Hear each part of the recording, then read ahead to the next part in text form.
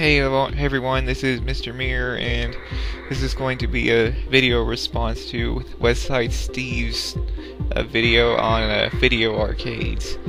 Now, I'm 25 years old, and I've been playing video arcades since at least the late 80s, so I have some very good memories being in the arcades. I'd spend hours in there. It was like my second home, pretty much. I would play video games like Ninja Turtles, Donkey Kong, Mortal Kombat, The Simpsons, Final Fight, Galaga, and driving games like Cruising USA and other games like that. And I'd also play some redemption games, but for me, it was all about the regular games. I didn't really care much about the redemption games because the prizes I thought sucked.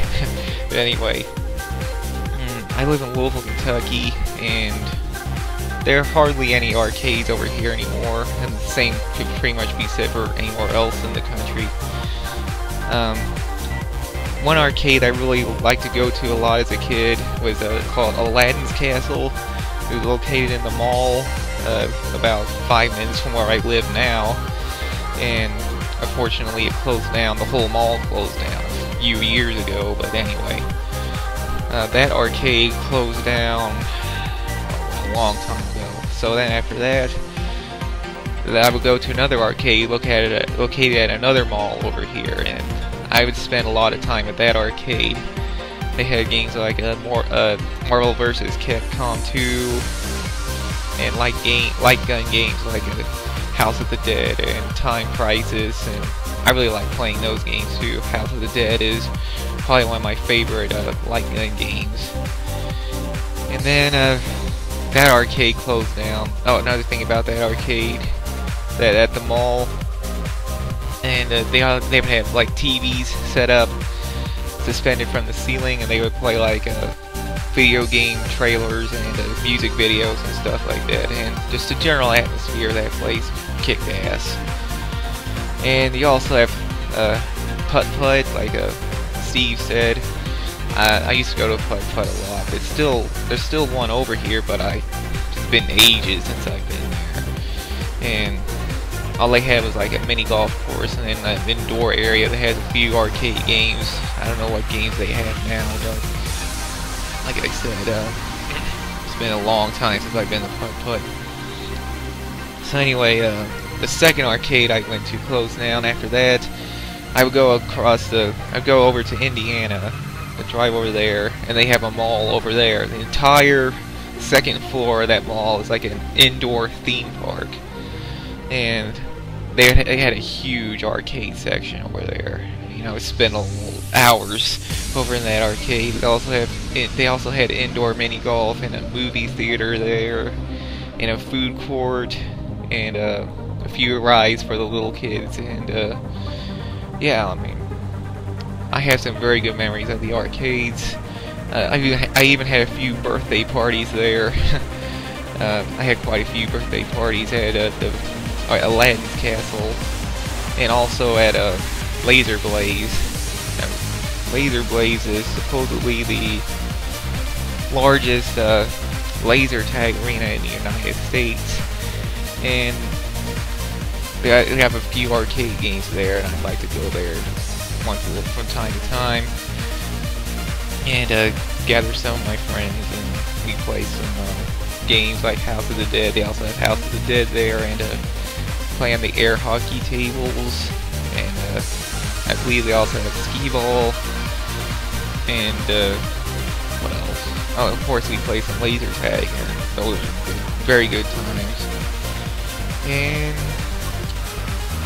yeah, those are, unfortunately, except for Laser Blaze, there aren't very many arcades over here in the Louisville area anymore.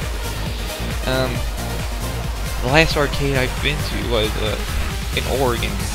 That's where my dad lives. That's clear across the country.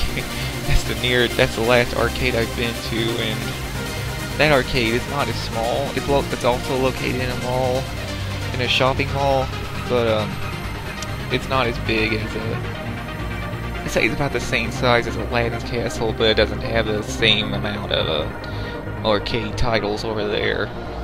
They have House of the Dead also, and Silent Scope, that's a fun game, and Marvel vs. Capcom 2, and Skee-Ball, and other redemption games. And also, another cool arcade I've been to, I don't know if you call it an arcade per se, but it's located in Disney World. It's called Disney Quest. It's kind of a, I don't know if they would call it a theme park, but anyway, it's entirely indoors. It's composed, inside is like a bunch of technology-oriented games. I mean, it's the theme park for the computer geek, so to say. Like the first floor, Disney Quest has a dedicated to animation. The second floor has like arcade games. They even have a few retro arcade games like Donkey Kong and Mario Brothers and Spy Hunter, Tron, Asteroids, and a few other games. And the top floor would have redemption games. And they also had like good food there too, and like a computer set up for like internet access, so that's a cool place.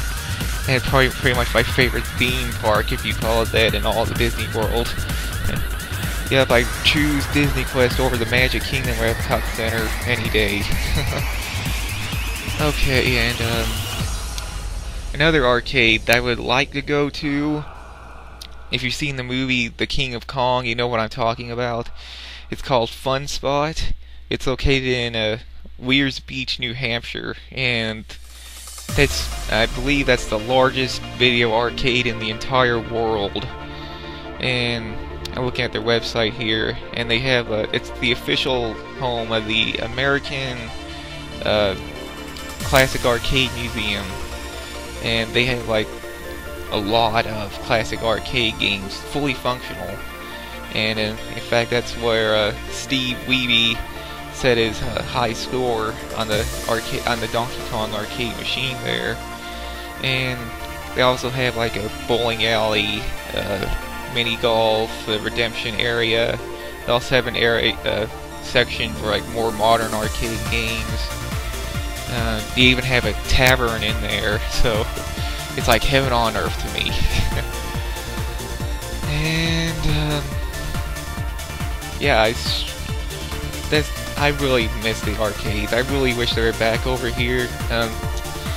Westside Steve said arcades are still kind of going strong in Japan, and there's one arcade game from Japan that I would like to see make a debut over here.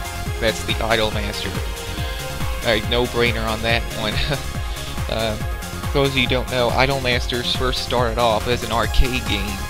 Then it was ported to the Xbox 360. I read an article about the Idolmaster arcade game, and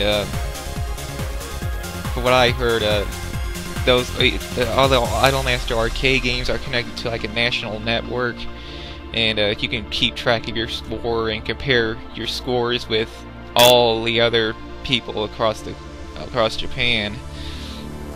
And I really like to see that come over here, either in the arcades or for the Xbox 360, or both.